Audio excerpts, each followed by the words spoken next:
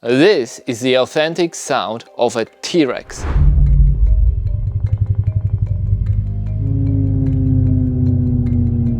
Scientists, sound designers and filmmakers have long been intrigued by the sounds of dinosaurs. Movies like Jurassic Park have depicted dinosaurs with loud roars created from a mix of animal sounds.